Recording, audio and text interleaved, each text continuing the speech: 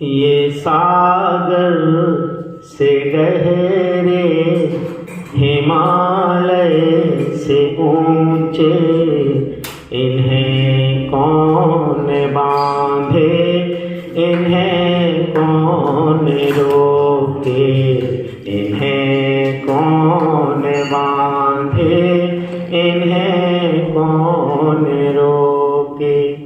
ये बहती हवाओं के चंचल से झोंके, इन्हें कौन बांधे, इन्हें कौन रोके, इन्हें कौन बांधे, इन्हें कौन रोके।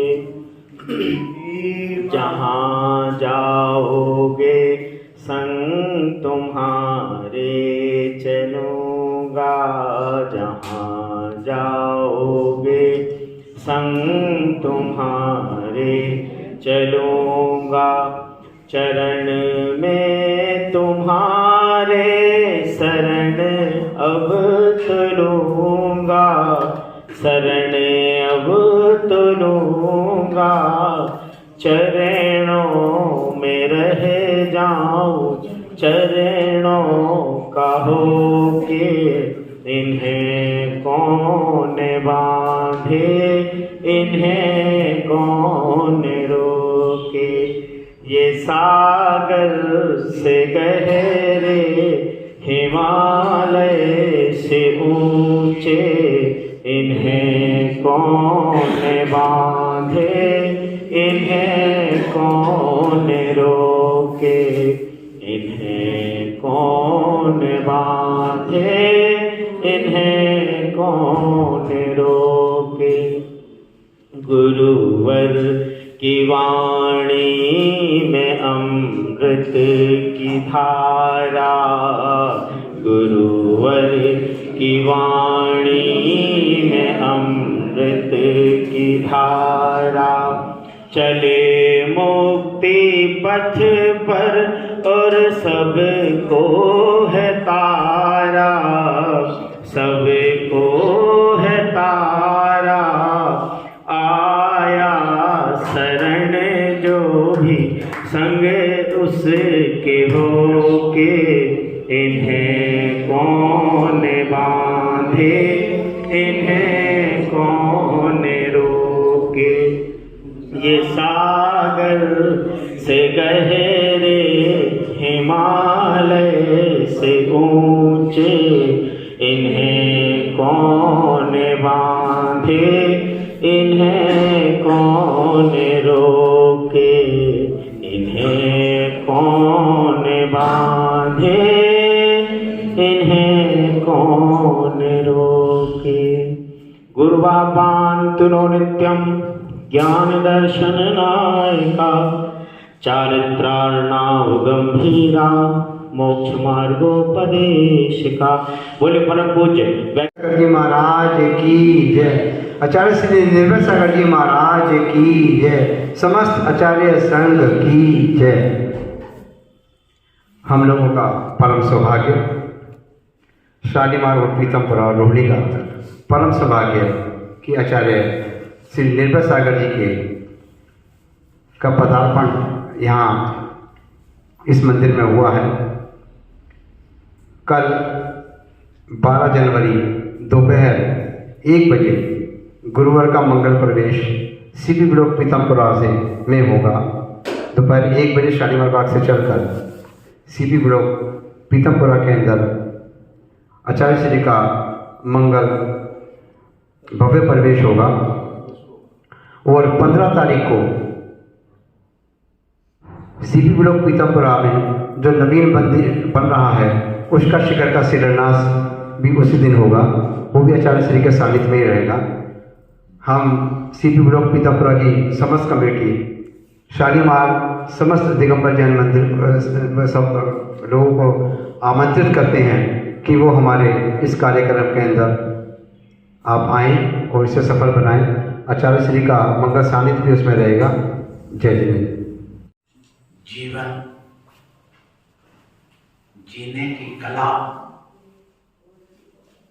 आत्मा को पहचानने की कला, आत्मा को परमात्मा बनाने की कला, आत्मा को पहचान करके परमात्मा को पहचानने की कला, शरीर से आत्मा को पृथक करने की कला, नीर का नीर और क्षीर का क्षीर करने की कला, जिसको हम वेद विज्ञान कहते हैं, वह हमें जैनाचार्यों ने, इन अरहंतों ने बताई है। इसके अलावा हमें इसको बताने वाला दुनिया में कोई नहीं है। यह जैन धर्म धीरे धीरे धीरे धीरे ह्रास की ओर जा रहा है, क्योंकि भौतिकता का विकास और वात्सल्य की जगह वासना का विकास हो रहा है। जब जब भौतिकता बढ़ती है, अध्यात्म का ह्रास होता है। जब जब कसाय बढ़ती है, तब तक विभाजन होता है।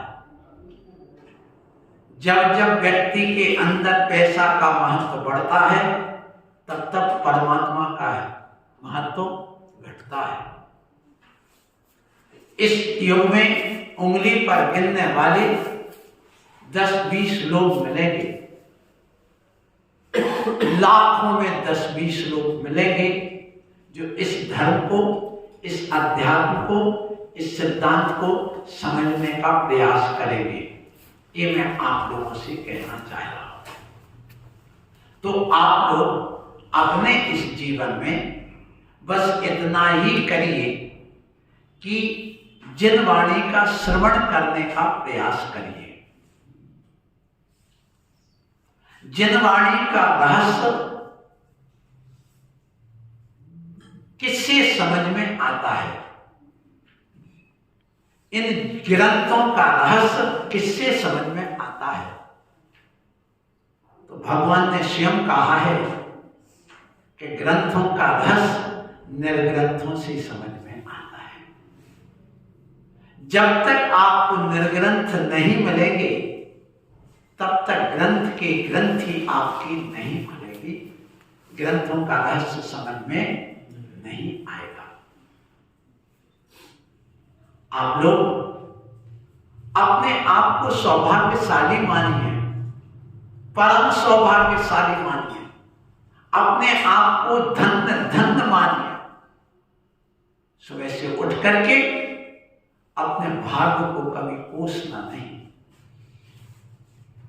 कभी ये नहीं सोचना मैं लंगड़ा क्यों हो गया, मैं लूला क्यों हो गया, मैं काला क्यों हो गया, गरीब क्यों हो गया, मेरी संपत्ति क्यों चली गई, मेरी पत्नी ऐसी क्यों है, मेरे बच्चे ऐसे क्यों हैं, मेरा तो भाग्य फूटा है, मेरी तो रोग बना रहता है, मेरी सब लुट गया है, मेरा कुछ बचा ही नहीं, अब जीने से क्या फायदा। ऐसा कभी मत सोचना। जो अपने भाग्य को कोसता है वही दुर्भाग्यशाली होता है। तो भाग्य को कोसना नहीं, सुबह से भाग्य की सराहना करना, और भाग्य की सराहना ये करना कि मैं कितना सौभाग्यशाली हूं कि मुझे मनुष्य पर्याय मिली, कीड़े मकोड़े पशु की पर्याय नहीं मिली। यदि कीड़े मकोड़े पशु पक्षी की पर्याय मिल जाती तो मेरा क्या होता, और मनुष्य की पर्याय में भी मुझे कौन सी पर्याय मिली है, ये विचार करना। वो नहीं जहां पर मैं सुबह से उठ करके मुंह पर पट्टी बांध करके झाड़ू दे करके रोड पर झाड़ू लगाता, मैला साफ करता, वो मुझे पर्याय नहीं मिली। ये विचार करिए। उसमें भी वो पर्याय नहीं मिली, अच्छी पर्याय मिली, चलो झाड़ू नहीं लगाता, जाकर के कहीं मांस बेच रहा होता, अंडे बेच रहा होता, वो भी पर्याय नहीं मिली। और सुनिए, यदि उससे अच्छी भी मिल जाती तो वहां अपना खाने पीने में लगा रहता, लेकिन उससे भी अच्छी पर्याय मिली कि मैं आज जैन धर्म के इस सिद्धांत को समझ रहा हूँ, अपने आत्म तत्व को समझ रहा हूँ, और मैं कितना सौभाग्यशाली हूँ कि मेरी किस्मत में सिद्ध सदा लिखी है। कहाँ लिखी बताओ?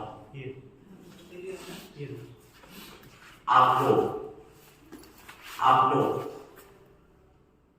ज्योतिषाचार्यों के पास जाते हैं और अपनी हस्तरेखाएं दिखाते हैं और कहते हैं हमारी किस्मत में क्या लिखा बताओ। पंडित जी, शास्त्री जी, आप भी तो ज्योतिष जानते हैं ना, आप भी तो हस्तरेखा जानते, हमारी किस्मत बताओ क्या लिखा है। हम शेख बनेंगे कि नहीं, हम मंत्री बनेंगे कि नहीं, हम इंजीनियर बनेंगे कि नहीं, हम डॉक्टर बनेंगे कि नहीं। हमने भी दिखाया था। आचार्य विद्यासागर जी महाराज के संग में एक मुनि महाराज थे पहले, अब नहीं है। वो तो हमसे बात की, उसके पहले की बात कर रहा हूं मैं, सन 80 की बात कर रहा हूं, तब तो भी पूर्ण सागर पैदा नहीं हुए थे।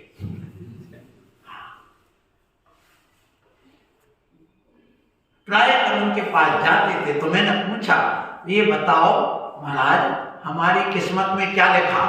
तो उन्होंने मेरा पैर देखा और पैर का तिल देखा, पैर की गज रेखा देखी, फिर हाथ की बुद्धि की रेखा देखी और ये रेखा देखी जीवन रेखा, और कहता बेटा तू या तो मुनि बन जाएगा या विदेश चला जाएगा, घर में नहीं रहेगा। ये उनकी कहना था।